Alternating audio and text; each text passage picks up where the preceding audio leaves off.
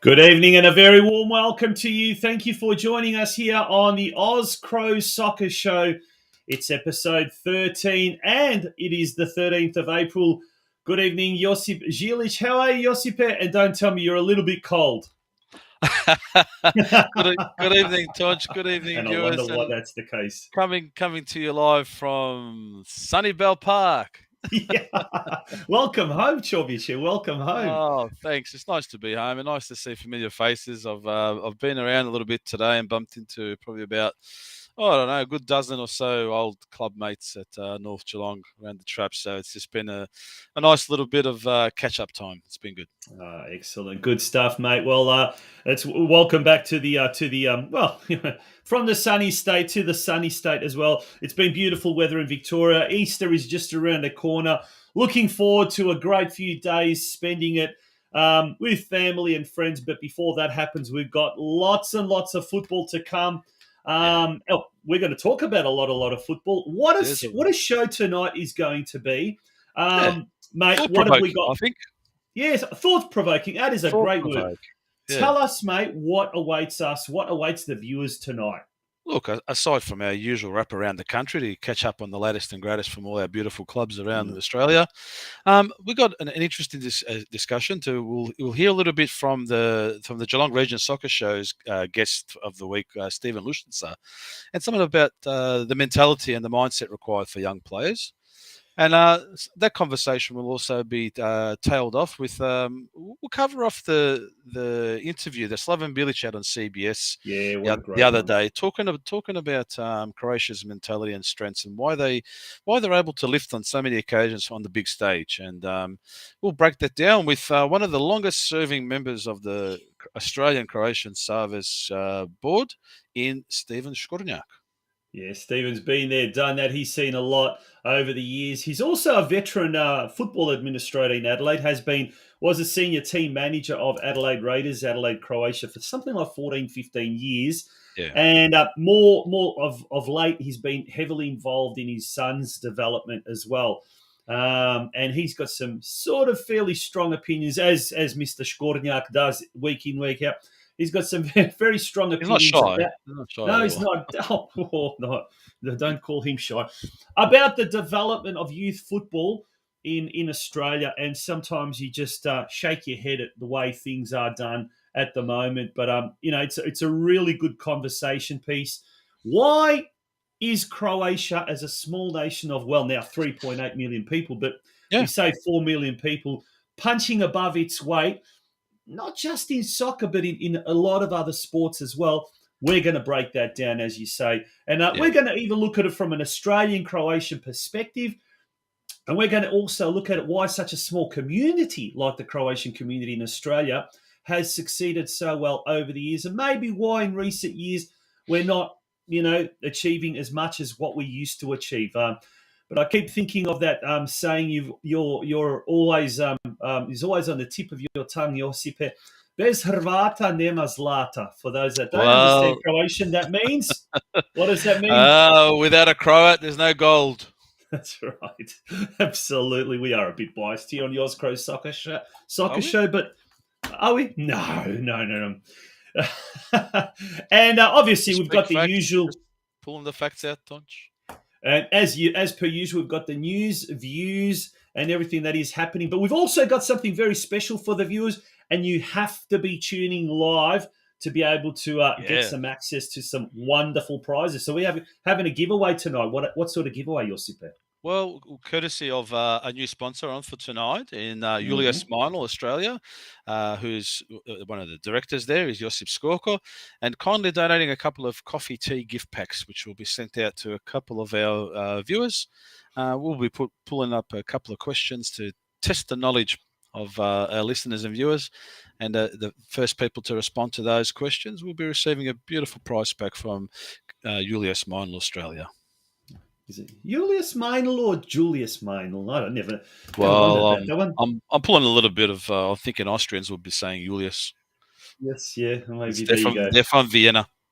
Absolutely, Austrian Viennese coffee, can't go wrong, folks. You're tuning in to the Oz Cro Soccer Show. It is episode 13 on Wednesday, the 13th of April. Luckily, it's not on Friday. It would be a Black Friday. It wouldn't be a Good Friday. It would be Black Friday if it was April the 13th. Don't go away. We've got heaps to get through tonight's show. And we're going to take a little bit of a commercial break.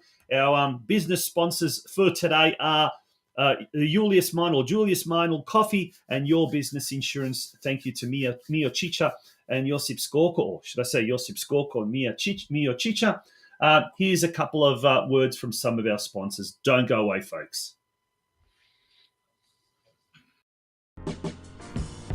Are you one of those people that just pays their business insurance each year? Insurance is the last thing we want to worry about when running our business day to day, unless there is a claim that needs to be made, right? And once we have our insurance in place, we just keep renewing it. We just find it too hard to shop around. Does that sound like you? Well, at Your Business Insurance, we could save you money and get you a better deal. We'll review your current insurance and determine if you're getting the most favourable offers from the insurance market. Call Your Business Insurance on 1300 767 456.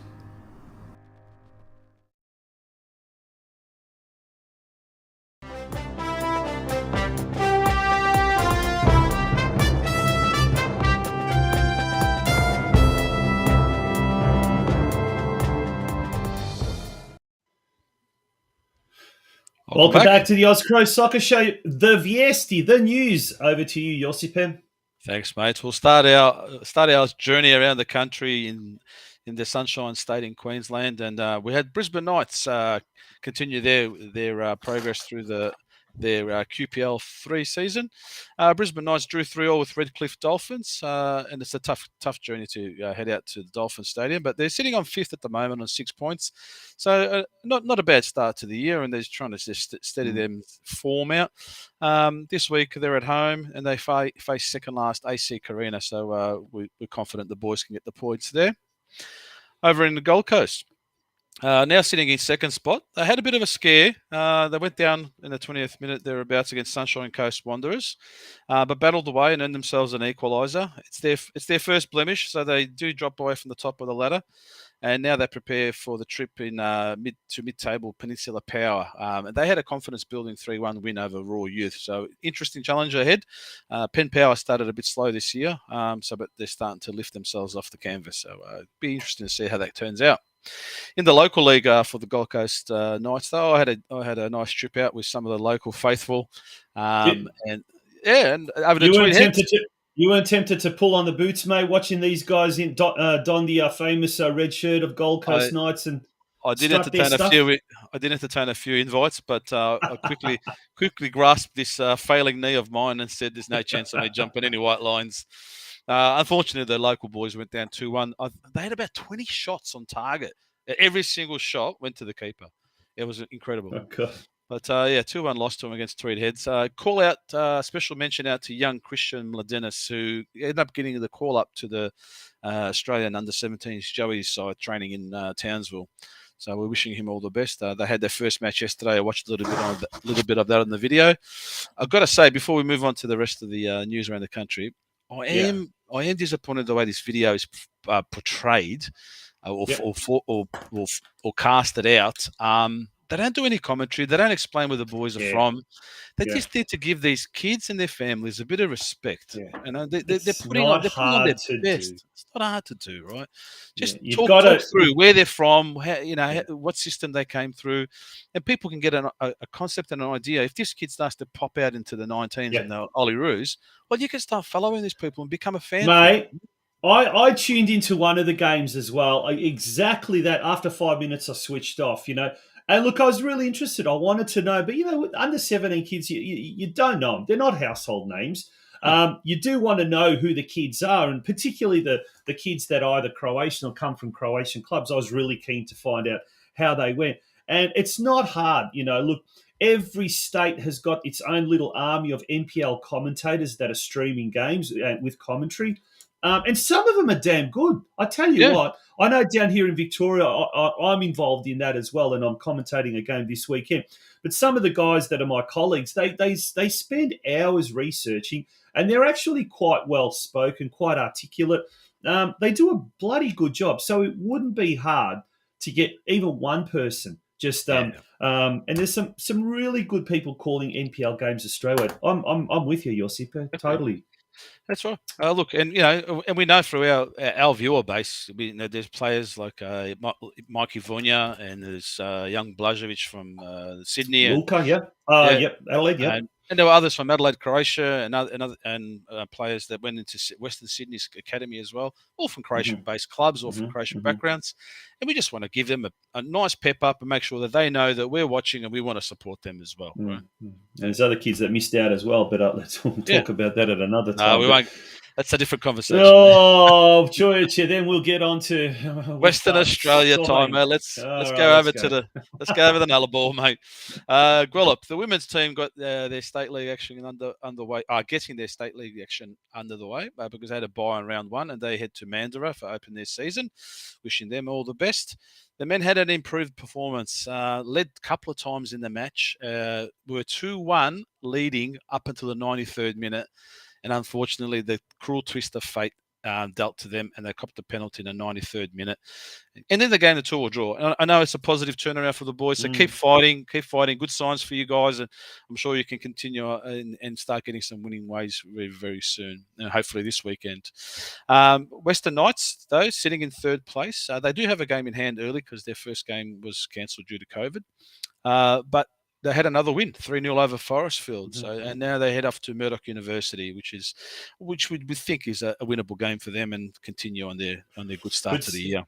Oh, absolutely. You just took the words out of my mouth. Good start to the Western Knights in this year, and we want the Knights to get promotion to NPLWA, and we want Gwellup to stay there, so we have as many Croatian clubs in the top flight. Over in Adelaide, same sort of situation. We want the Raiders. We want the Raiders to lift. Gain promotion. How are they going, mate? How are they going over in South Australia? Look, an inspired performance from what I saw, mate. Adelaide Croatia had a tough battle for most of the match.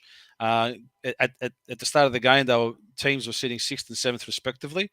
But at about 20 minutes to go, they managed to get the 2-1 and step over their rivals, Eastern United, and propel themselves to 4th position on 11 points now, mate. So, look, this week they're facing 10th place Fulham United, and by the end of the weekend they could find themselves in 3rd. So it's good, really good. And when you consider the changes they've gone through in coaching plus personnel, blooding youngsters through their academy, it's good signs for the club, I think.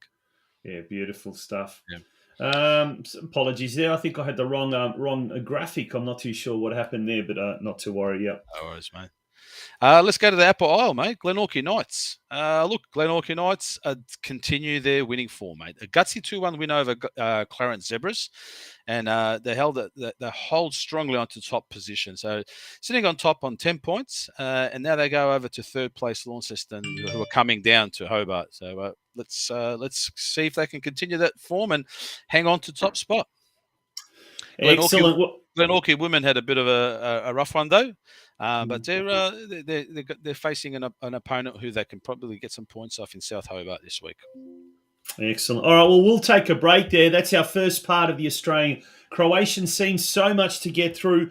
A quick commercial break. But when we return, we're then turning our attention to the 2 biggest states, Victoria and New South Wales, and also ACT wedged in there. Lots more of local football action to come.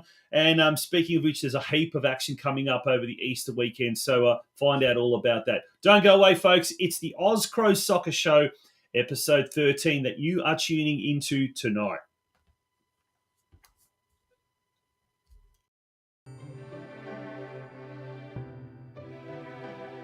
Founded in 1862, Julius Meinl is one of the oldest coffee roasters in the world and an iconic Vienna coffee house brand. Dedication to quality has been a family trademark for 5 generations. Today, our coffees and teas help create meaningful moments around the world. The doors of the Viennese coffee house culture are open to everyone, and we invite you to join us. For all your coffee, hot chocolate, hot or cold infusions, and all the right equipment and barista training for home or business, Julius Meinl is the answer. call the team at Julius, Meinl, Australia, now on 03 52 78 3407, or visit our website at www.jmcoffee.com.au. Josip, let's continue back with the news. Yes, mate. So, look, Victoria, there's a lot happening here. So, we'll start off with North Geelong in 4th place. Had a resounding 7-1 win over GVS, Tonch. You were there to report on it for the Advertiser as well, mate. How did you see it?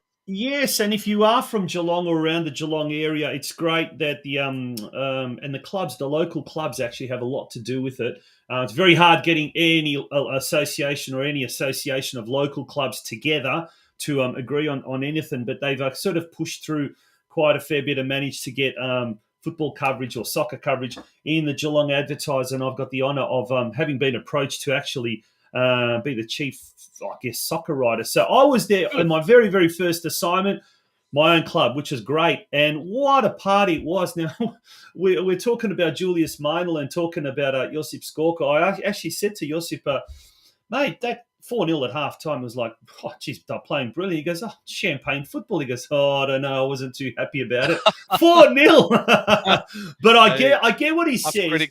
Tough critic. Yeah, look, Goulburn Valley, they did have 6 players out through injury and what you not. And look, our boys were clinical, but they could have been a little bit more clinical. Having said that, you know what? 7-1. Caleb Mikulic there scored a hat-trick. Brilliant piece of play. And then we got players like Nick Kozra, Luka Jurkovic.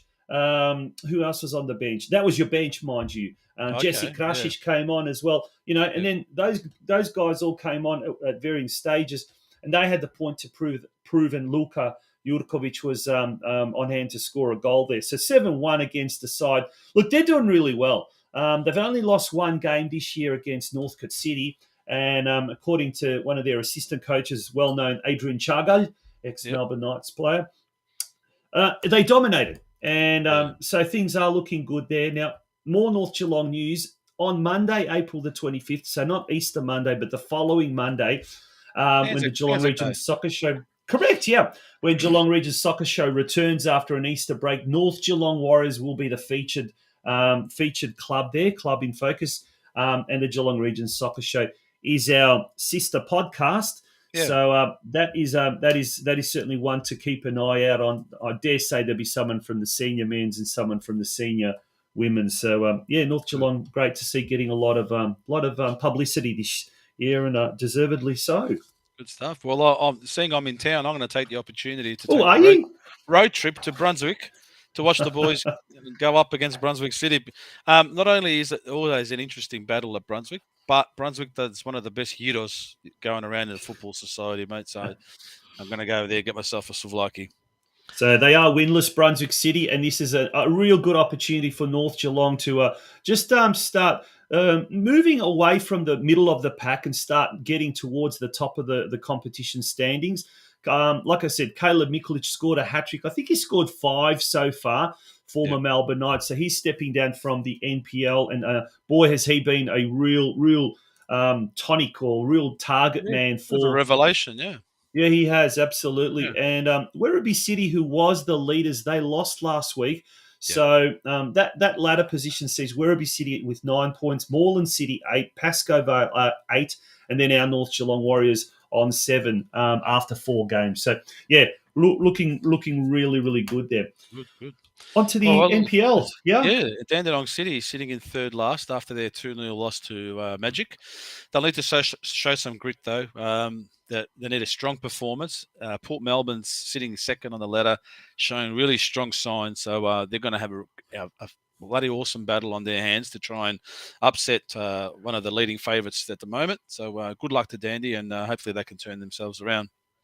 Melbourne Knights are playing tomorrow night, but they had a 2-0 loss on the weekend to neighbouring club Green Gully last Friday night. I was watching this one, Tonch, and it just felt I felt like after the wins that they had, they just came out with a lack of pep in the step. There wasn't a mojo going about it. The previous 2 weeks, they seemed really energetic and high-vibed. This week, they're just a little bit down on... Even the body language of some players seemed a little bit down. So hopefully they can just get their chins up a little bit higher and put on a good performance tomorrow night against Eastern Lions at home. So get out there. There's an Easter egg hunt for the kids as well. The social club rooms are open, the beer garden. So it should be a good night in the warm weather. Get all your family and friends around and start your Easter celebrations together. Yeah, Melbourne Knights in 7th spot, Eastern Lions 13th, but, you can't take any game for granted. You can't take any opposition for granted, actually. So it's not going to be as easy as it does sound. But 4 wins and 4 losses. They're certainly from a neutral fan's perspective. The Melbourne Knights, they are an entertaining side to watch this year. You're not going to get a draw with the Knights. Now that we've said that, they'll probably get a draw tomorrow night. No. Let's get the win here. Yeah. Let's get the win. They do need to get the win, and break that. Look, in the NPL competition at the moment, the top 4 sides are all Grtzi, all Greek sides. South Melbourne, Port Melbourne, Oakley, Bentley. Then you got Avondale. Then you got our St Albans, and then you got Melbourne Knights in 7th spot. So come on, we've got three Croatian clubs there. Let's pull the finger out and start winning games. Well, if we can get the win there for the Knights, we've got St Albans following that. They had a 2-1 win over Hume City, an impressive game. A little bit shaky towards the last maybe 5 or 6 minutes, but they held firm and deserve a 2-1 win as well. This Saturday, they take on Gully at home. So I think this one's the match of the round, mate, to watch. St Albans to step up over Gully and Knights to take Eastern Lions, and they can both start to cement themselves in that top 6 positions. Oh, I like that. Strathmore split, mate. In State 1. Uplifting performance from the split, Johnny. 2-2 draw against Essendon, who was one of the league favourites.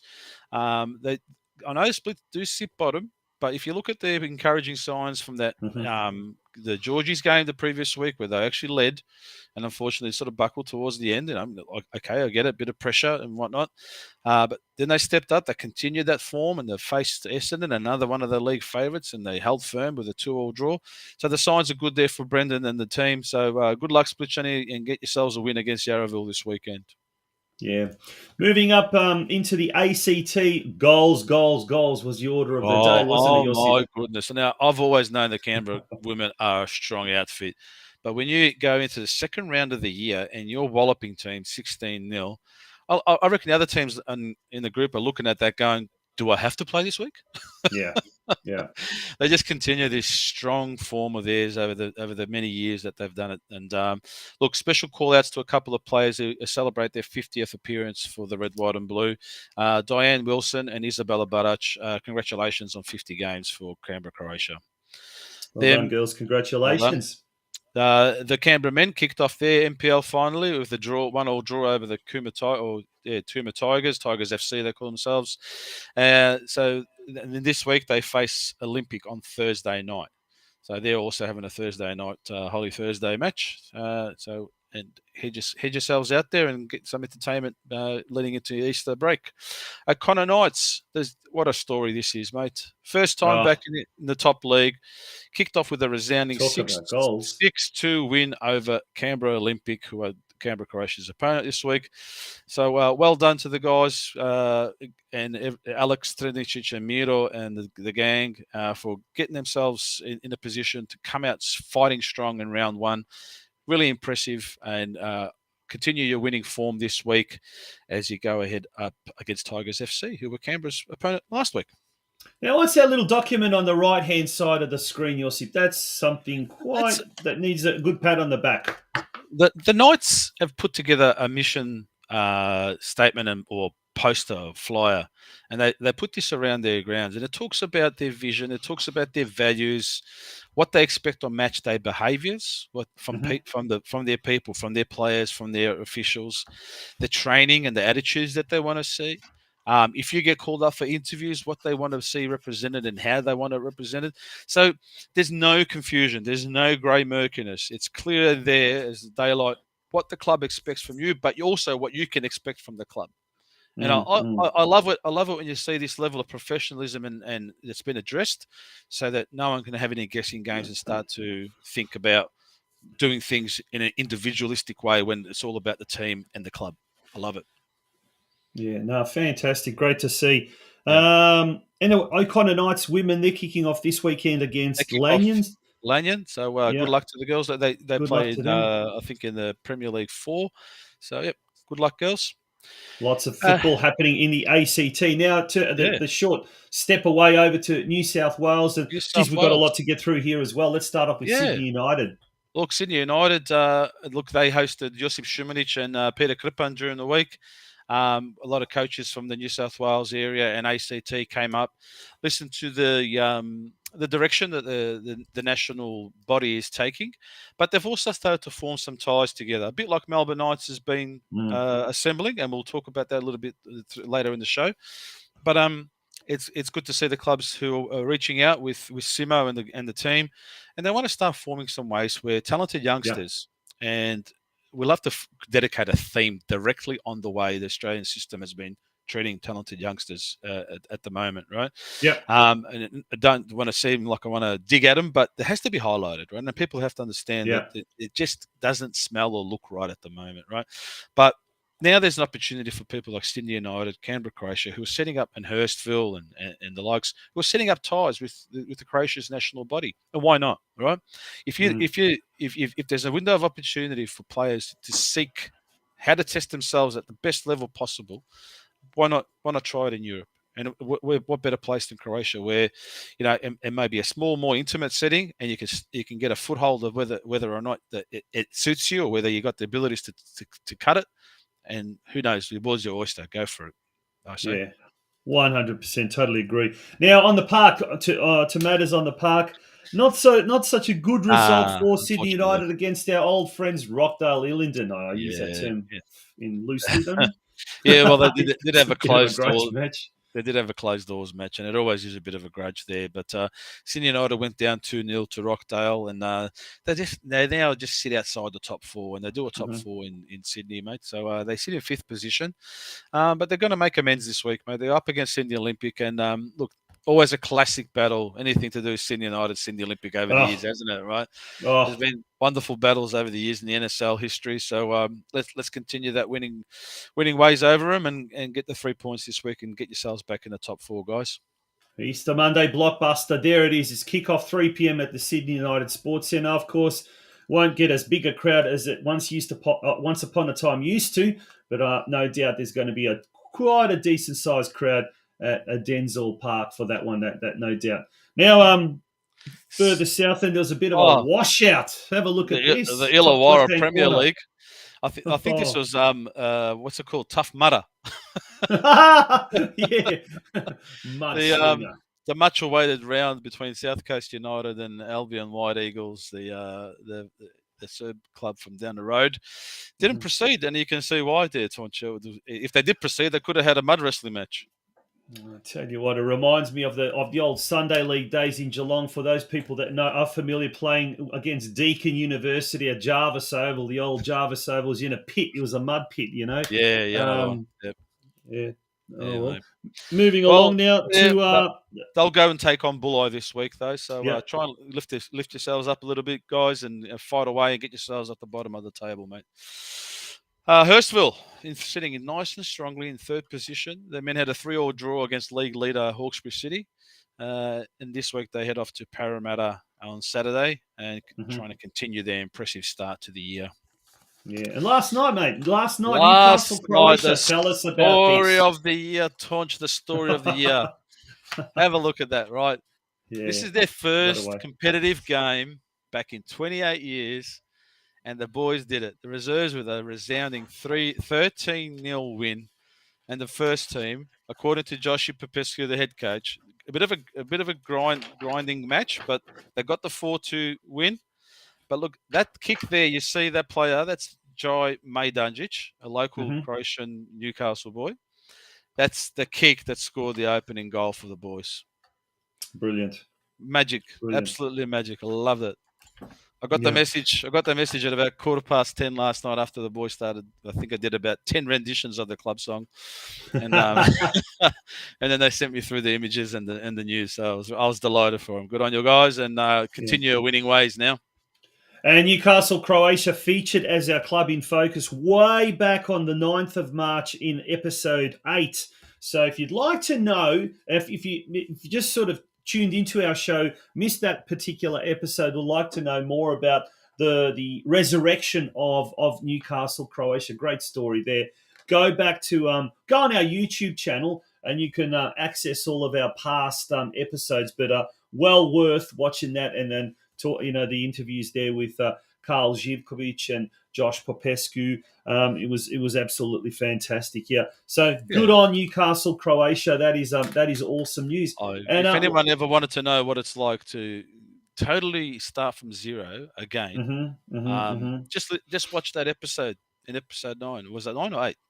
Episode 8. Episode 8. Yeah. Watch that episode 8 and listen to the guys and the passion and time and dedication they put in. And they didn't do it because they just sat around a bar by themselves and thought, hey, we've got nothing else to do. They did it because they could see that their community was hungry and thirsty for it. They wanted to do something, but they just needed some people to steer the bus. Yeah. Yeah. Certainly has ignited the Croatian community in the Hunter Valley, and it's great to see. Well done. We're going to take a short break, and we're back with the Croatian scene shortly afterwards.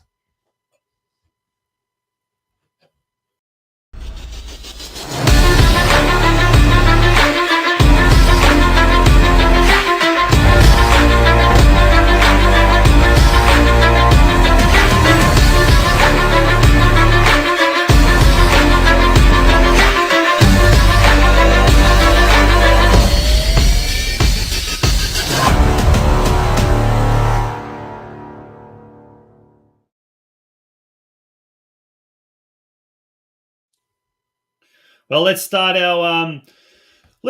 the next phase with a little bit of we're going to answer a couple of questions, and then we're going to get the viewers to answer a question. But Evelina Dave Kwiatkowski poses a good question. She says, is it likely the Qatar World Cup will be the final fling for Captain Fantastic Modric, or maybe the next Euros? Now, this man at the age of 36 overnight, I think, showed Chelsea a clean pair of heels. But it was his manner, his demeanour, I think, that just captured so many people. But look, Josip, you're the football analyst in our little relationship. What are your thoughts about will the Qatar World Cup be Modric's final fling? I certainly hope not. I think he can still hang around for some of this young brigade coming through to play through to the Euros, but I think there are signs there through his body language that he will pull the national top off. Yeah, I tend to agree with you. I think after the last World Cup, I think he would have just gone out on a high. And then look, a lot of the Mandzukic, Rakitic leaving the World Cup team as well. There's a lot of retirements. I don't think he wanted too much to rock the boat, for want of a better word. So decided to hang around. I think because he's such an aura in the dressing room, such a big presence, with particularly a lot of the younger players coming through. I think Dalic and the powers that be see him as a real father figure, someone that they all look up to. Funny enough, he's probably so short that they look actually down at him, but you know what I mean. A good question. Thank you for that, Evelina. And if there's any other questions you'd like our expert panel to discuss, certainly let us know. But Josip, now we're going to ask the viewers to ask a question and win. What are they going to win? First of all. So first of all, this will be the one of two questions for tonight. But we kindly donated from Julius Meinl. There'll be a coffee tea package being sent out your way, and hopefully you can enjoy that and give us your feedback about how much you enjoy the coffee and teas. But the first question we got for our viewers and listeners tonight is, which team in Australia of Croatian origin is sitting on top of the ladder? So of all our clubs, we do a wrap-up. All the Croatian clubs are in Australia. There's only one team that sits clearly on top of the ladder. Which club is it? The first person in to answer it will send off the beautiful Julius Meinl, one of 2 packs. Where we got the music for it? Come on now. What have we got? Let's see. What have we got? Hey, Tony Chava from Hurstville. Well done, Tony. There we go. Glenorchy Knights, and he is correct. Well done to Tony. Tony, after So- the show, I'll send you a message on Messenger, and you can give me your address details. I'll pass them off to Josip Skorko, who will kindly send out a beautiful pack to you, mate. Thank you. Tony, We'll come up. Well done, Nick. Well done. Congratulations on We'll have the winning other that question award. just a little bit later on. Yeah, absolutely. So we're going to talk now the Croatian scene, and let's talk about the women, Josipe. Unfortunately, and it is a big unfortunately, we will not be seeing the Vatrene playing in Australia at next year's World Cup, Women's World Cup, because overnight they played in Velika Gorica, just outside of Zagreb, and they were defeated by Romania 1-0. In other games, Lithuania defeated Moldavia 4-0, and Switzerland defeated by the leaders Italy 1-0. So there's the ladder after 8 games. Italy 21 points, Switzerland 19, Romania 13, Croatia 7. They can't do it. No, not a man. They couldn't have done it anyway, so they were already out of it. Yeah. Even if they had wins count double points for the last 2 games, they still can't do anything there. Yeah. Lithuania on 4 points and Moldavia 0.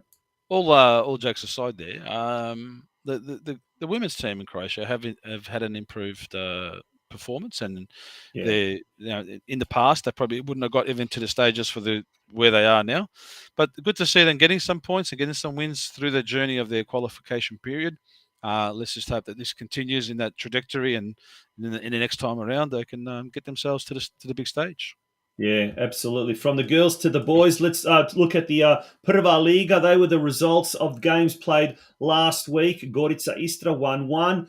Dragovoljac Lokomotiva 1-1, the big Zagreb derby. Hajduk had a tough time against Šibenik, managed to pull through 2-1. Osijek had a tough game against Slaven Belupo. Now, interesting fact with this game, the coach of Slaven Belupo, Zoran Zekic, currently holds the record for the most games having coached at Osijek. So it's coming up against your baby, and no doubt he would have been very, very keen to make it difficult for Osijek. But in the end, Osijek pulled through 1-0 winners. Yeah. Rijeka versus Dinamo. This is an interesting game. Josip, I'm not sure if you watched it. Rijeka was leading 1-0, and then Dinamo 2 late goals able to pull through and score a much needed win. When I say much needed, because it's very tight up the top there. If they had dropped points, they tell you what, if they had dropped points there, it would have been really, really interesting. Because I think Dinamo could be a little bit, consider themselves a little bit fortunate too. Like to wait so long to that game and Rijeka holding firm. Yeah. Look, it's I guess a game where I think maybe the determination of that top spot and hanging on to it probably just did enough for Dinamo to push them over the line. And I'm really impressed with Dinamo captain Arjan Ademi, who, look, Dinamo have been the dominant side for the last 20 years in Croatia. It's easy to get carried away and almost become arrogant and expect we're going to win it, like so many people in Croatia expect Dinamo to. But he came out in the Croatian press during the week and actually said, look, we've got 7 games to go, folks. Every game is going to be tough, and this is going to be the toughest ending to any season. So expect that it's not going to be easy, and it's not. Rijeka, you could almost say that they're out of the running, but they're still going to make it hard. They play Osijek at home, Hajduk at home, so they've got a few games that are going to be, put it this way, that they are going to have a definite influence on what happens. But this is this week's round of matches. Dinamo Zagreb at home to Istra. It's a Good Friday game in Croatia. Over here, it's 2:00. Hajduk Split have got a big, big game against Gorica, who have been in pretty good form recently, ever since they've had the appointment of Samir Toplak, who's a bit of a legend in Croatian football. He's always coached, let's call them clubs with little or no resources. So he's coached Inter Zaprešić, he's coached Varaždin. Now he's at the helm of Gorica. And there's always been talk about, well, what if he was to take, the reins of one of the big clubs? What could he do? So this is going to be an interesting game. It's not going to be all one-way traffic at the Poljud. Šibenik and Slaven Belupo. Now, Josip, I want to ask your opinion on this. Šibenik coach, Dejan Računica, well known to us over here in Australia, used to coach assisted Aljosha Asanovic at Melbourne Knights, but he was a Hajduk legend. Sorry. Yep. Now he's the newly appointed coach of Šibenik, and after Šibenik conceded an 87th minute against Hajduk, after the game he's wished Hajduk well and said, "Look, I hope they win the title." The Šibenik supporters are now calling for his head. Šibenik supporters are notoriously anti-Hajduk, pro-Dinamo. Yeah. Should he have said that? Or is it just, he spent 10 of his years becoming a legend at Hajduk. He's always going to be a Hajduk person, just like Niko Kranjčar came to Hajduk, but he's always going to be a Dinamo person. Was there any harm in what he said? It's all in the timing, Tonch. No harm in what he said. Yeah. But it's in the timing. I think coming off a game and having a loss, probably better that he just held off until this week, until he played Slaven Belupo, and then he could have said something about Hajduk and for the rest of their year. So just timing and delivery of your speech or your statement before sensitive moments for fans, and they're the people who are keeping you alive week to week and keeping you motivated. So you got to be careful.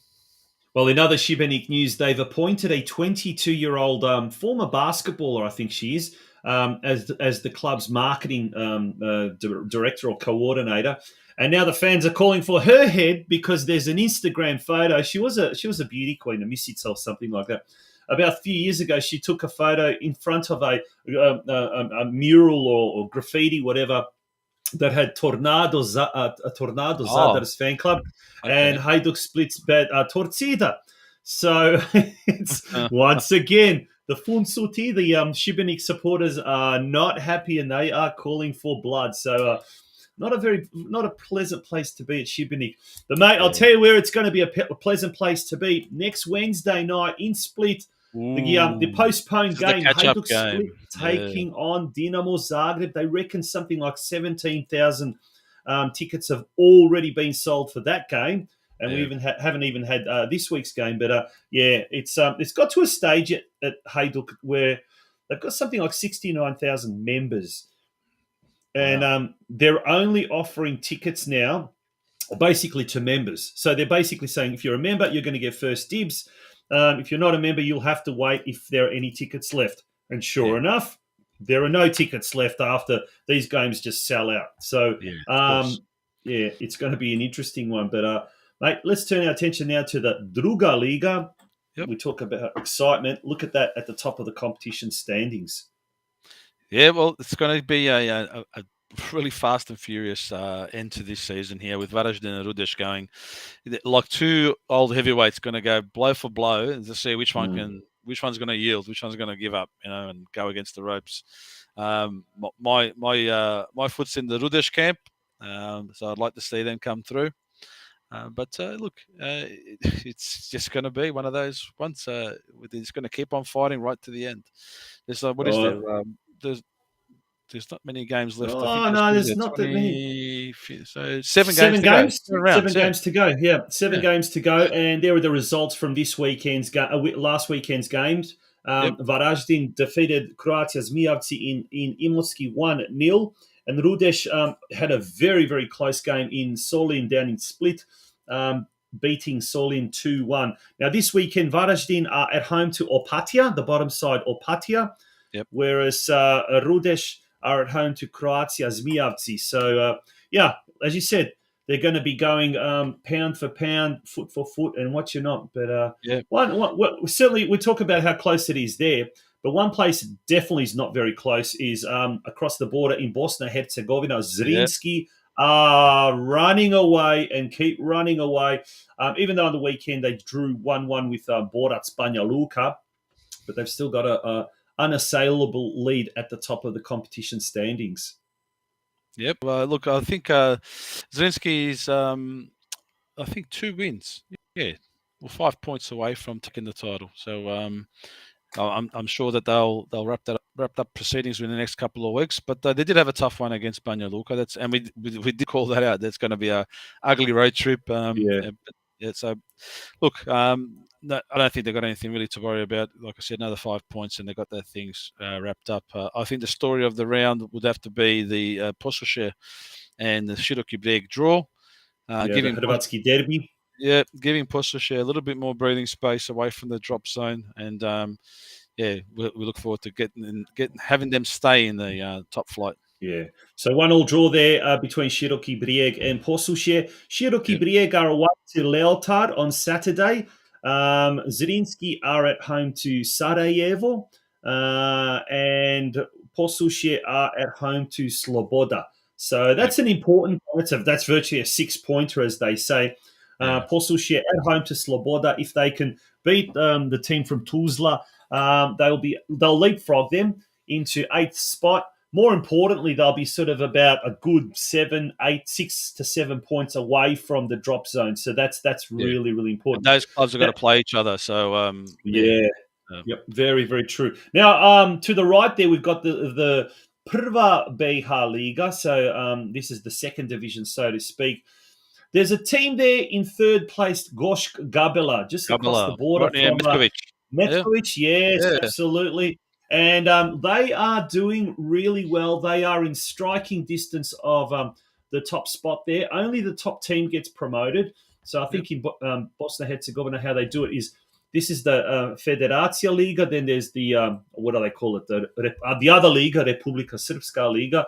And it's just the two champion teams then make their way into the Premier Liga. So Gošk Gabela, come on, boys. Let's make it 4 Croatian teams in the BH competition. Yeah, let's go. Push along. And they've got a healthy goal percentage as well. So when it comes to them facing off with each other, if they do face off in these last 7 or 8 games, it could fall their way and get the right result. Yeah, don't go away, folks. When we come back, it's all about our big feature tonight. Why is Croatia punching above its weight internationally as far as football? That's going to be the big topic of conversation next. Don't go away.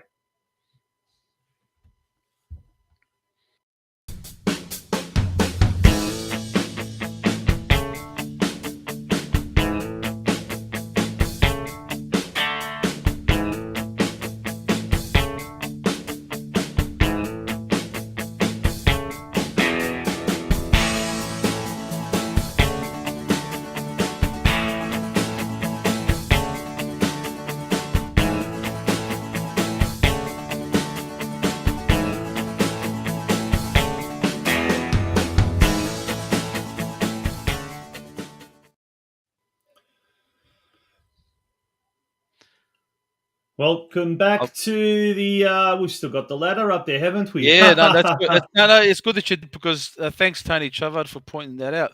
Gabela's playing Tusk this week, so is that right? Second v third, it's going to be a belter. Thank you to Tony Chavard for pointing that one out. Well, there you go. So they could then leapfrog Tosk into second spot, and depending on how Igman goes, we'll have to keep an eye on that one. That's going to be an interesting one. And if Igman drops any points, I'm not sure who they're playing against, but Igman Konjic, I believe, is the team. So that will be very, very interesting.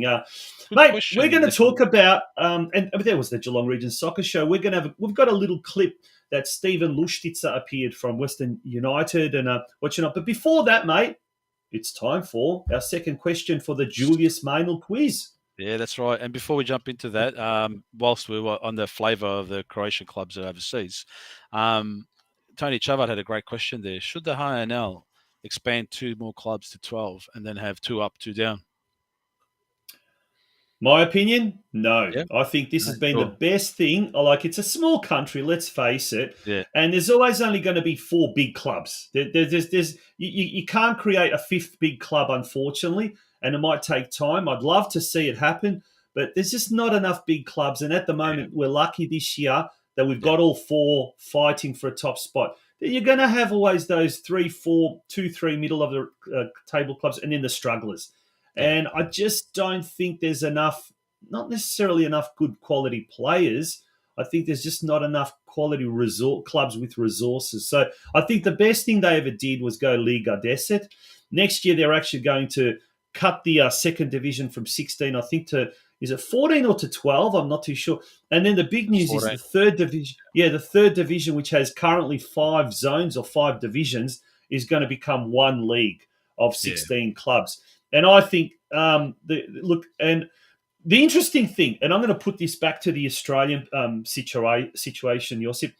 The Highness has come out and they said we will help all those third division clubs with their travel costs because it's not cheap. If you're going from, say, Metkovic or Dubrovnik or Ploče or Imotski and you're going up to Vukovar or to Osijek, you've got to basically spend all day traveling.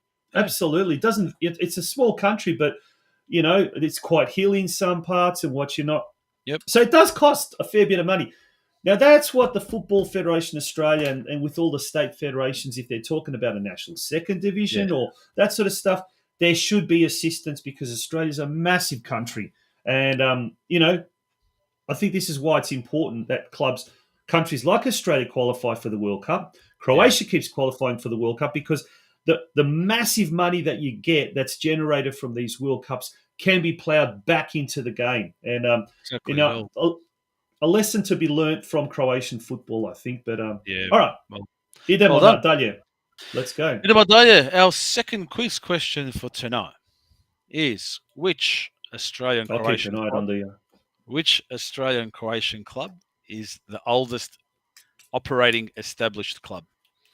Which Australian Croatian club is the oldest established club in operation today? Ooh, it's testing my knowledge as well. Do we have? I can't. I'm ineligible, unfortunately. So, Tony Chavar, you can't win it again because we have someone else, Maxi Santic or someone.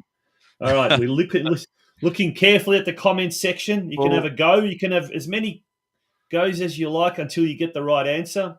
Yep, no worries. We'll let them go and see if they can have a think about it, and we can jump onto our clips. Yeah, so we've got a little short clip now of Steven Luštica whilst we wait for the winner in the comments section. What about yourself? We've heard from Adrian how he talks about sacrifices that have to be made. You went overseas at a really young age, broke into a top European side at the age of 19. So, what did you have to do?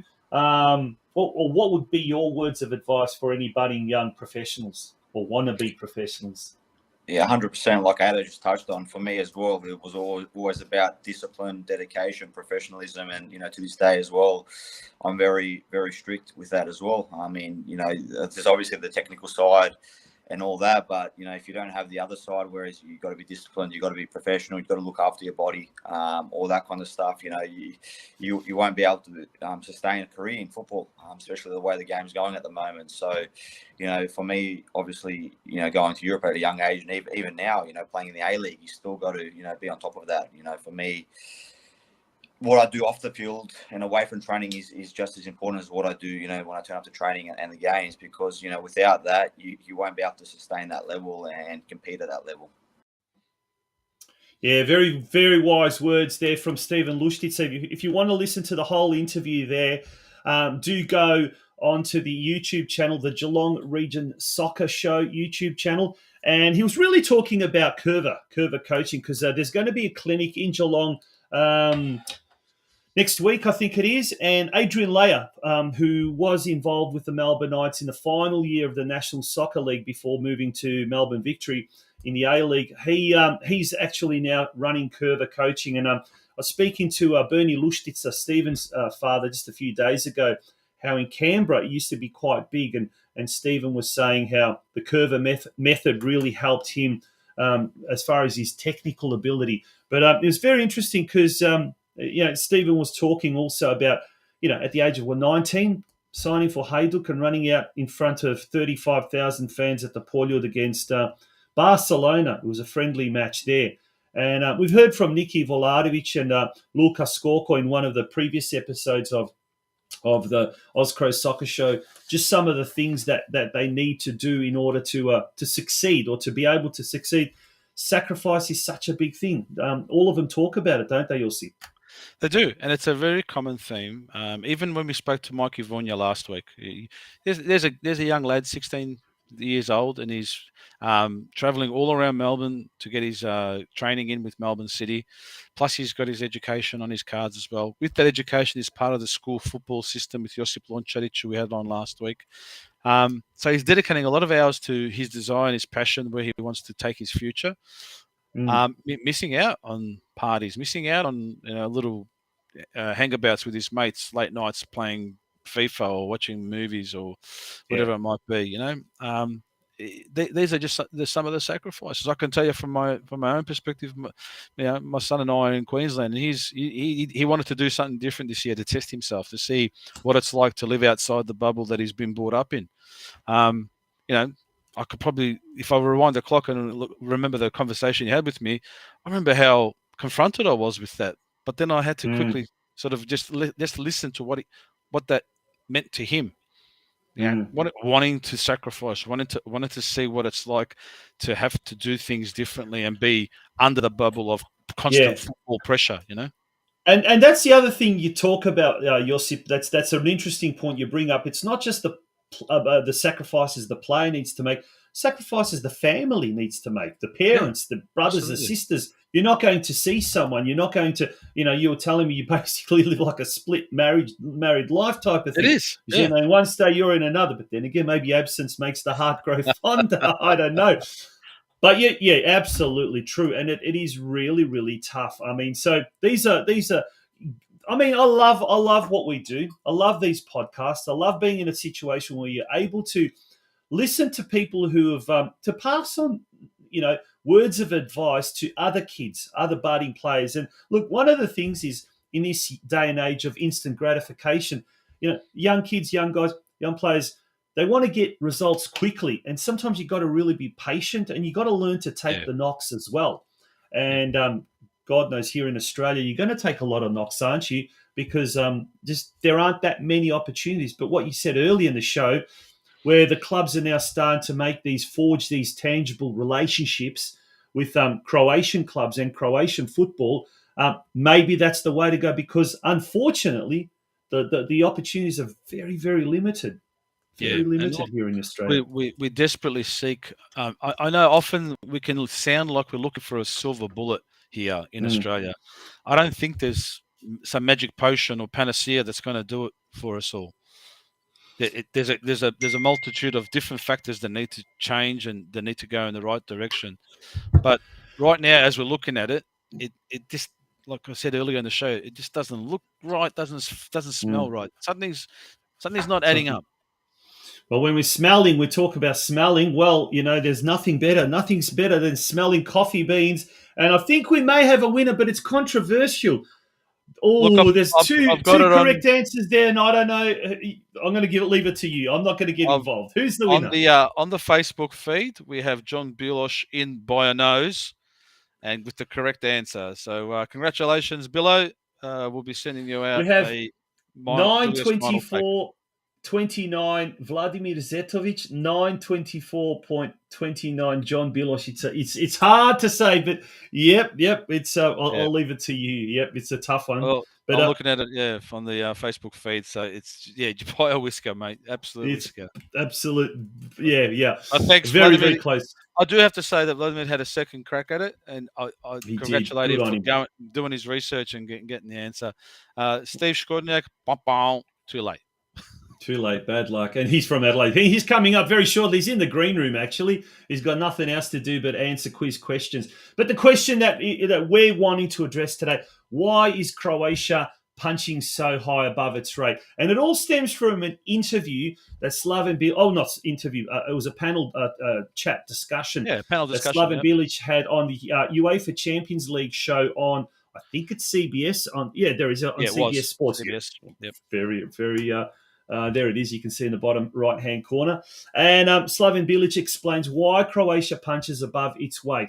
So he basically took the center stage. Now, we can't actually show, because of copyright reasons, we can't actually show the video of this. But if you go on YouTube, or I think it was even on Twitter, you'll be able to see everything. But in a nutshell, there's the thing. The question was asked, why is Croatia... why are they punching so much above their weight? I've been asked that question 100 times. Bilic told former England internationals Jamie Carragher and Micah Richards, physically we are pretty decent, mentally we are strong. the kids not like before, but they still are on the street. They play out there. And it's true. Josip Lončarić talked about it last week. Yeah, Josip, right. where he went overseas. He played with his cousins in Rijeka. They're playing street football. That's all it is. Wherever they find anywhere, they'll chalk up a goal. They'll put a couple of, jumpers on the ground. They'll play in between places of asphalt on the playground. Wherever they find it, they'll find it. They'll do it. Yeah. What else did Bilic say in this interview? I think, look, they take advantage of the fact they're a small country, right? So they in terms of them being able to work with people and being able to talent ID, that helps them, because the geography for themselves doesn't have to take up too much time getting around and seeing the talent that's on offer. Yeah. Despite we are small, the expectations are sky high. Our first tournament was Euro 96 and people expected us to win it. There you go, your first tournament ever, and they win it. Now, this is an interesting story. I was at the with about 10 other guys from Geelong. It was a memorable moment. We went to England, watched the Croatia game. I think we watched the Denmark game where they absolutely destroyed Denmark, and it was that kick by David Schuker. That Schuker goal, Yeah, that Schuker goal. Then they went on to Portugal, and they rested a lot of players, and they lost to Portugal 3-1. The Croatian fans were baying for blood. We couldn't believe it. They wanted to have a riot there. You know, I'm not going to swear what some of the swear words they used to say, but that just sort of shows you the intensity. Like, even for a game where they're already qualified for the next round, and it's almost like a dead rubber, the fans expect to win. There's no mucking around. We want to win. There's no, you know, and it's that mentality. It's that win at all costs mentality. It's like kill or be killed. You know, you got to kind of. That's a type of attitude. I'll never forget when I was at the Knights back in the NSL days, and they played a game against St Albans Dynamo friendly. And there was one particular Dynamo player, and his tackles were over the top, and he was going on full on. And one of his teammates goes, "Bloody hell, what are you doing? Like, you're going to kill these players." He goes, "They got to learn to fight for it. They got to learn to be tough. We're toughening them up." Yeah. And mind you, this was a player that had come from Croatia. And it wasn't even Juzel. Even Juzel by that stage was probably playing at the Knights, who had finished up playing. But it's a good indication of just that winning mentality, and that's something that's missing here in Australia, I feel. That and expectation, right? Expectations can be a killer.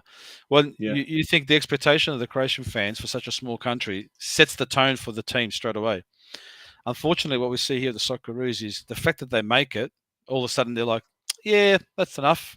And if they lose, you go, "Oh, at least we got there." That shouldn't be enough. Well, our next guest is Steve Skornjak. He's someone who has been a long-time administrator at the Adelaide Croatia Raiders, and he's also been one of the longest-serving board members of the Croatian Soccer Association of Australia. Let's bring him on. It's our pleasure to bring on Steve Skornjak. Stefe, all the way from Adelaide. How are you? It's great to have you on the Australian Oz Cro Soccer Show. Good evening, boys. Thanks for having me. Good on you, mate. Now, mate, how long has it been that you've been on the Saves committee? I mean, you were there when I was there. You were there when Zila was there. I think you were there when Pokojni Mirko Furjanic was there. And let's go back a few years. Yeah, Pokojni Mirko, sadly, as you know, he left us a couple of years ago. Legend of a man.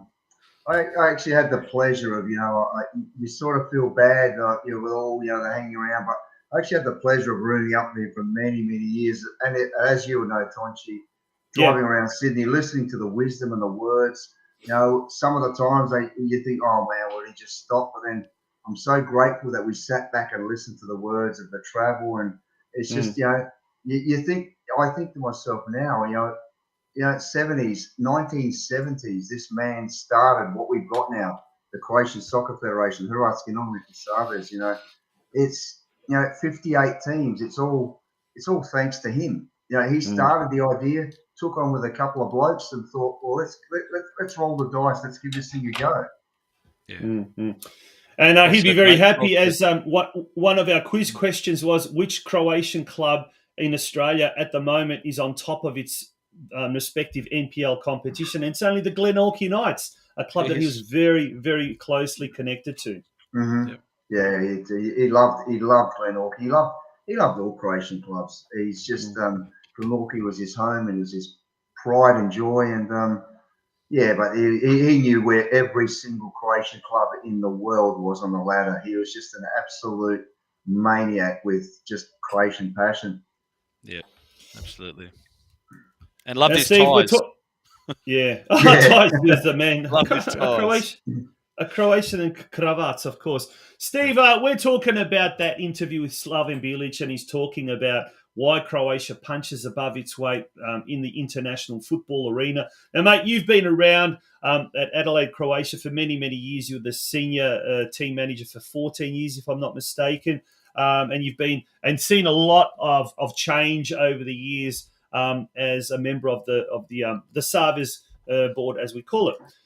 What's your take on that? Why are we such a overachieving nation? I won't say overachieving, but we do so well despite our size. I think we do well because exactly what Slaven said. It's society these days has softened up and accepted, or almost dictated it. It's okay to participate. It's okay to not win. I think what a load of absolute rubbish, because sport to me is a great leveler. I look at my son, I look at other kids. Sport is a great leveler. And exactly what Slaven said. Why do we do good in what we do is because it's instilled in us at a very young age, where when they grow up, the majority of kids in the cellar are poor, they've got nothing. Some of them are lucky if they got a ball, so they go out. That's where they develop their skills. And all of a sudden they play. And then everyone's trying to tell the kids these days, come home with a participation badge, come home with this. That's where the mentality's changed. In Croatia, it's that you're taught, and it's not only Croatia, it's in any successful. You look at the Brazilian ghettos and the Brazilian slums, the Argentinian slums, they're the same mentality as what Croatia's got, is you play to win. Play the game, you play to win. It doesn't matter. You don't have to kill someone. There's a very, very big difference in playing to win at any cost and playing to win. Croatia play to win. Some other countries, they play to win at any cost. That's where you don't learn to play the game. Yeah. You've got to learn to play, you've got to learn to win playing football. And that's where Australia, I go back to Australia, they've taken their eye off the ball. And I think Josip hit the nail on the head earlier when he said, Australian soccer or football, you think back now, hindsight's a wonderful thing, but its demise started in and about 2006. As soon as we qualified for the World Cup, Australian soccer turned to crap. They've got rid of the NSL, which there's going to be this long-lasting argument, A-League versus NSL. I've got my opinion, but it's not about opinion, it's about facts. They got rid of the NSL, which developed all the players. Then some Pametnjakovic come up with a brilliant idea. Let's just get rid of the whole group, this waste of time that's called the AIS, because that's useless. Yeah. That is useless to the development of players in this country. Every single player who has achieved everything, even Josip Šimunić, who represented Croatia on the world, every player who was worth anything came through the AIS. Then they decided to get rid of it. Now they're deciding, let's play the Dutch system. No, let's play the Spanish system. Why don't we develop and concentrate and focus on what works for this country? Not try and implement what works somewhere else and make it happen. It's just they've taken their eye off the ball and accepted to be okay. Yeah, I know a few years back. Go on, Josip. I was going to say, or worse yet, they implement a system such as the Dutch system about 10 years after the Dutch dropped it. Yeah. So the Dutch dropped it. Then they went to the Brazilian angle, and the Brazilians go, wait, this worked in the 1960s for us. So let's start importing 30, 38, 40-year-old Brazilians. And they're just knee-jerk reaction. We qualified for the World Cup, and instead of strengthening, we've gone backwards. I look at the national team now, and sorry, I don't mean to sound offensive, but the players that are representing our country are a disgrace.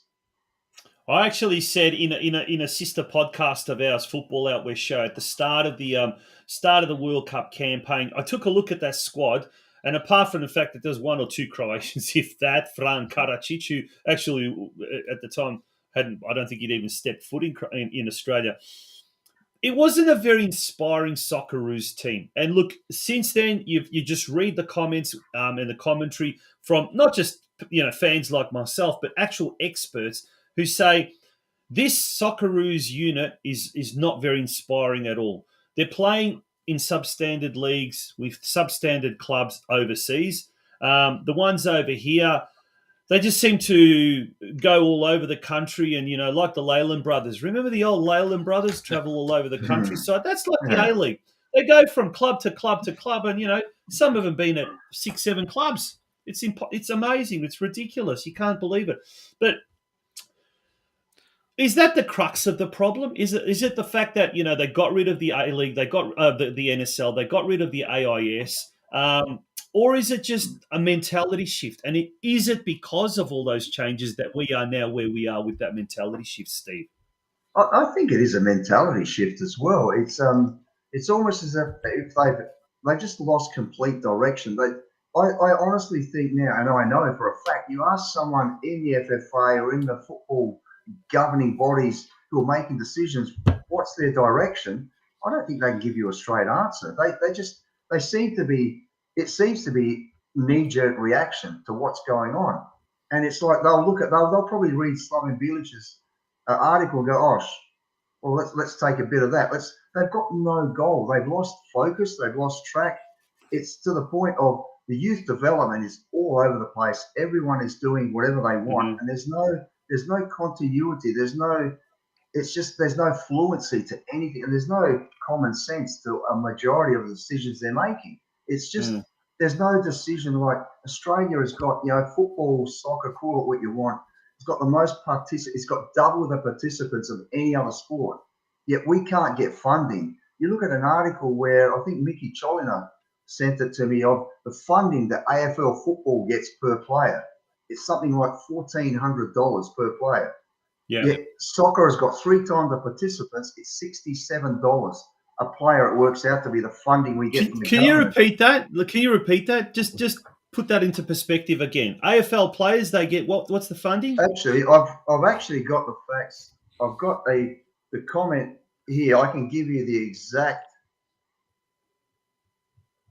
the numbers that they were talking about were just absolutely phenomenal. It's just the funding that the government gives to AFL football compared per player, to this is, per player as you work it out per player. Now I've lost it.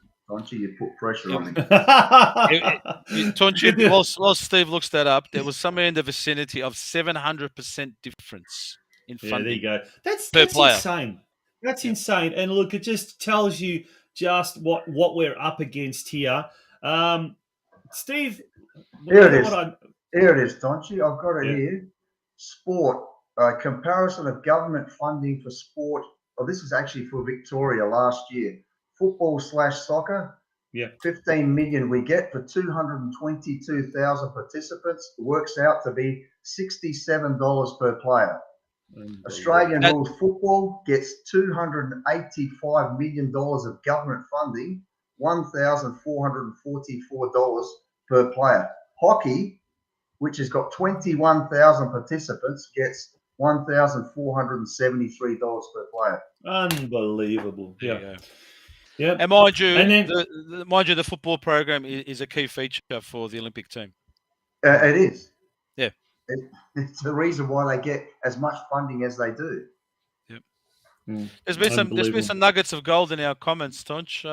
Yeah, I was going to say, Robert Chops agreeing with our Leyland brothers references, but one thing he wanted to draw our attention to, right, is there are too many sheep, so too many followers, and not enough wolves who are ready to attack and carve out our own path and lead the pack.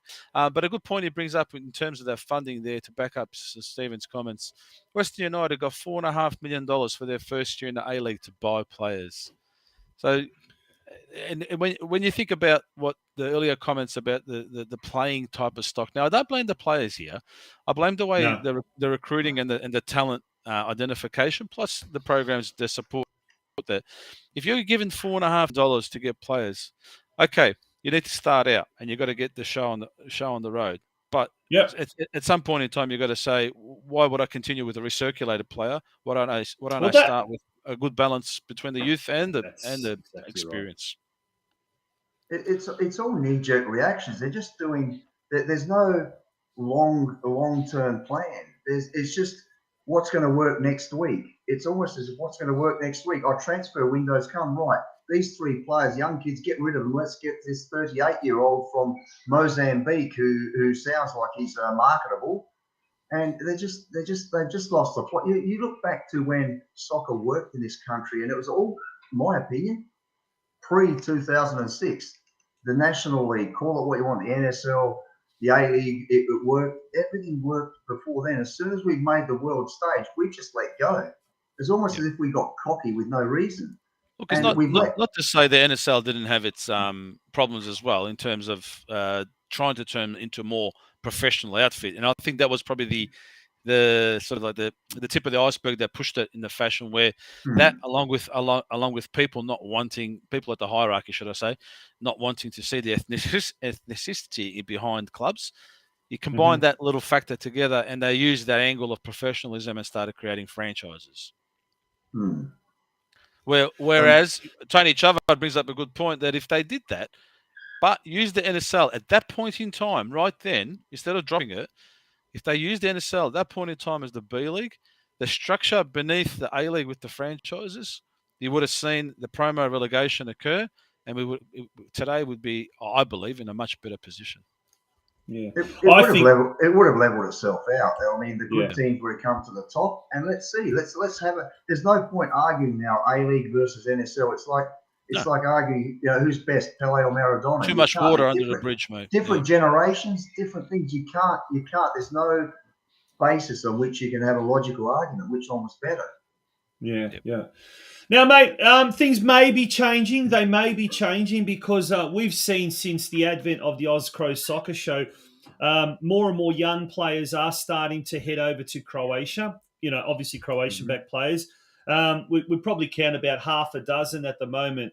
The Popovic brothers up at Rudeš. We've got Niki Jadrić at NK Orient, Niki Volarović, Primorac Stobreć, Luka Skoko at Dugopolje.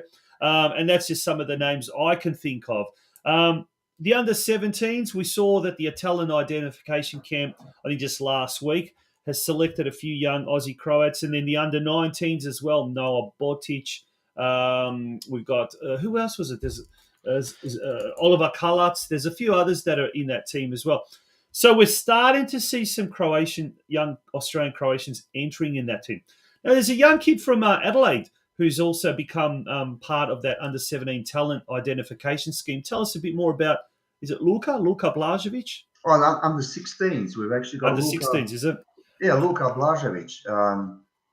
Everyone knows his dad. I think the whole Australia knows Marley.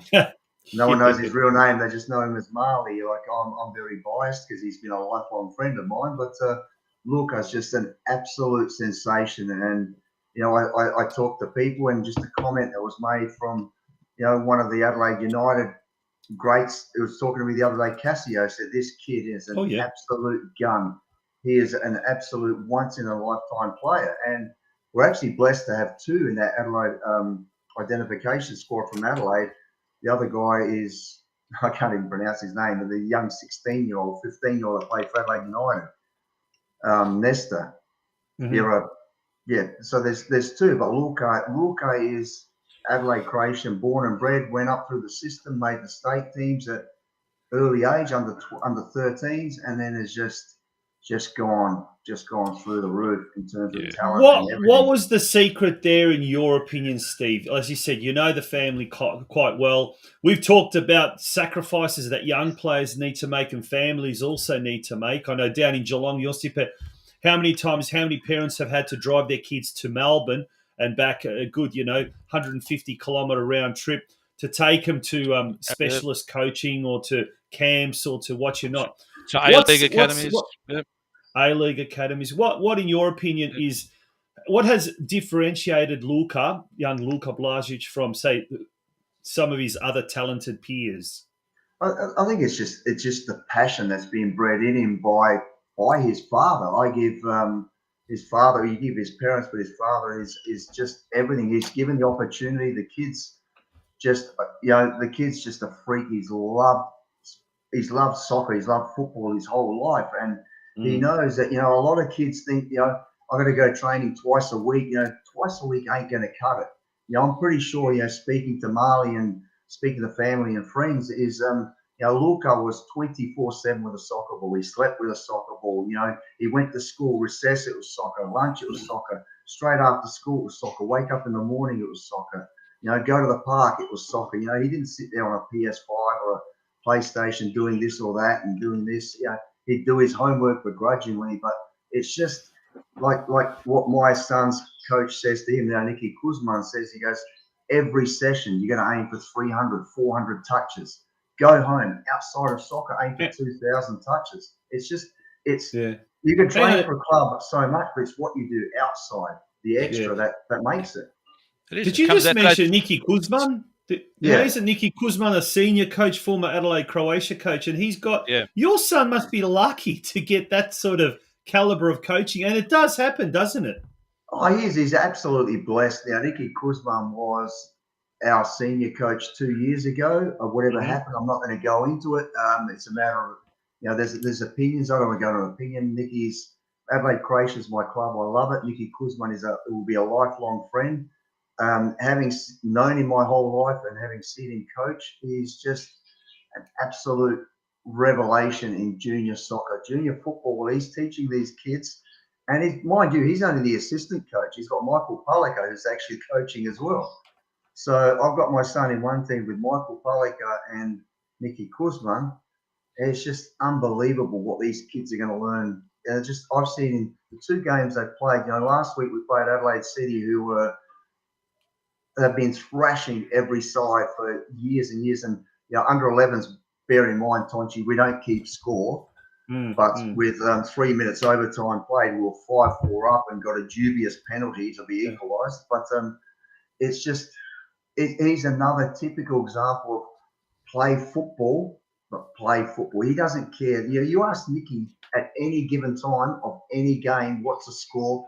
He would have absolutely no idea. The score means nothing to him. It's about taking risks and learning how to play football. Mistake is a no-no word. He said, what he teaches the kids, he said, you don't make mistakes, you learn. Yeah. And that to me, what a quality, what a classic saying. It's just true. The kids don't make mistakes, they learn. All this is pointing back to one of the key phrases that we mentioned earlier about Slaven Bilic's comments, is that mentality, the strong mindset. And with that strong mindset, you'll follow through with some physical performance as well. And if you have the people of coaches like your son Evan is experiencing with Nicky and with Michael as well, I'm sure he's in good hands, and it's a great foundation for his future in the game. Oh, you do as well, and what clubs have got to realise as well is, and it's hard. It's really, really hard because you put yourselves in the clubs. The clubs get no money. You've got to sell a hell of a lot of chev-up rolls just to pay for your first team wages. But what the clubs really, really, really have to focus on is quality coaching at a young age. I do a lot of reading. I do a lot of research on it, and the ages of 9 to 12 are the developmental ages in a child, in a kid. That's where they develop. That's where they learn technical ability is going through the roof. Decision making, everything. If you start hitting their kids when they're 14 and 15, too late. Too late. Way too late. That's when people start focusing. Up until then, it's who's dad? You're here every week. Hey, Woody, coach. Not good enough. You've got to really get serious about coaching these kids. And like I said, from 9 to 12 is the developmental years. It's just so important. Absolutely. Now let's turn our attention very quickly to the STEVE, the Croatian Soccer Association of Australia. It's been last 2 years have really been a crap time with COVID for the whole, well, not just the country, the whole world. But what's happening on the STEVE front? anything exciting, anything we can look forward to? And what's the latest with regards to the tournament up in King Tomislav in Sydney later this year? Yeah, a little bit of excitement. We got a tournament again. So as we know, we'll be in Sydney we'll be Sydney King Tom this year, and registrations have opened, and I believe we got our first registration just today. Again for about the fifth tournament in a row, Wednesday nights. Oh, Josip's old mob. First club. I live for the tournament. First club to register. I haven't even opened the registration, so I don't know how many teams they've opened, but I assume they're just be the starters or the veterans. So we're at a stalemate. I'd love to fill you up with all this long-winded information. We're at the planning stages. We've got our first registration in. How many teams are we expecting? Again, it's opinion-based. I think we were expecting the last two tournaments, ironically, in 18 and 19, we had 58 teams are both equal. I think this year will exceed it, purely and simply because everyone's just busting to go to a tournament. And it's Sydney, it's central, not far from Brisbane, not far from Melbourne. You look on Facebook, and the Perth teams, the Western Australians are already talking about coming, and they haven't been for a fair few years now. So I think this tournament's going to exceed. It's going to be a record breaker by a fair few. Yeah. Let's hope so. Yeah, let's hope so. Josip, you got any last questions for our man?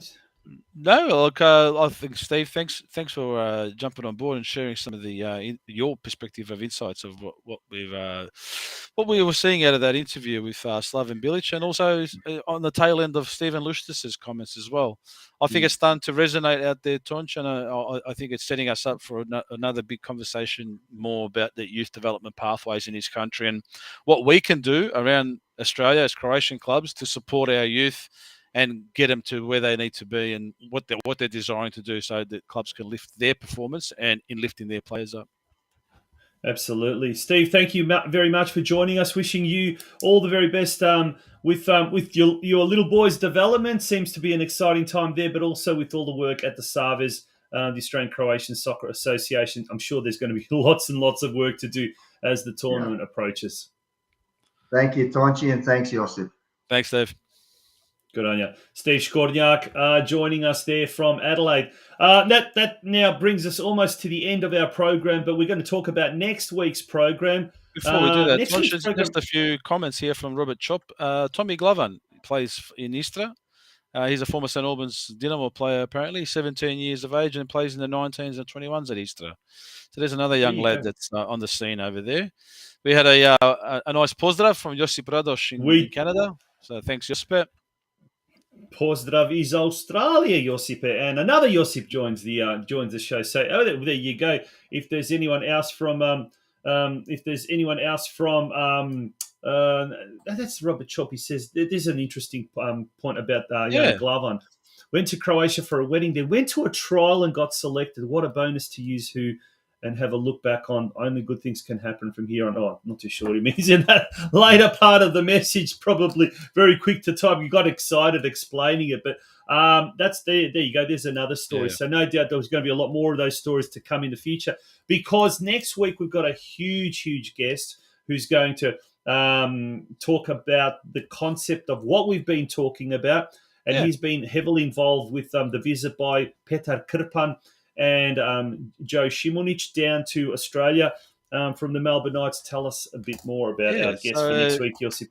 Steve Vukasovic, a.k.a. Slugger, will be joining us to explain a little bit more in greater depth what Melbourne Knights have been up to in their relationship with the Hanes and with Josip Šimunić and Petar Krpan, just to give us the details behind it and how that will work and be implemented for the youngsters of the Knights, and more so around the country for the other clubs that are getting involved as well.